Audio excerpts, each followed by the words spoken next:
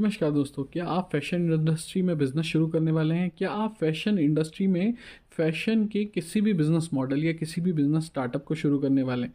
और आप जानना चाहते हैं कि हाँ जी, क्या-क्या रजिस्ट्रेशन किस-किस रजिस्ट्रेशन की आपको रिक्वायरमेंट पड़ेगी और किस तरीके से आप अपने बिज़नेस को लीगल बना सकते हैं?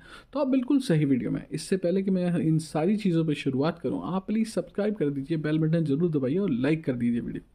देखिए, फैशन इंडस्ट्री में अगर आप किसी भी तरीके की स्टार्टअप या बिज़नेस की एक तरीके से शुरुआत करें तो आपके पास बहुत सारे ऑप्शन होते हैं। Sole proprietor, OPC company, LLP या प्राइवेट लिमिटेड पर डिपेंड करता है कि आपका बेसिक पर्पस क्या है। उसी तरीके से आपका रजिस्ट्रेशन टाइप डिसाइड होता है कि आपको प्राइवेट लिमिटेड खोलनी है, ओपीसी खोलनी है या एलएलपी खोलनी है। जैसे सपोज़ मैं एग्जांपल के तौर पे बताता हूँ कि अगर सपोज़ आप फैशन बिज़नेस स्टार्ट कर रहे हैं और रजिस्ट्रेशन लेना चाहते हैं, तो जब आप बूटस्ट्रैप कर रहे हैं और आगे जाके आपने इन्वेस्टमेंट लेनी है स्टार्टअप के लिए, अपने स्टार्टअप के लिए, तो प्राइवेट लिमिटेड बेस्ट होती है क्योंकि उसमें आप अपनी शेयर होल्डिंग दे सकते हैं इक्विटी के तौर पे।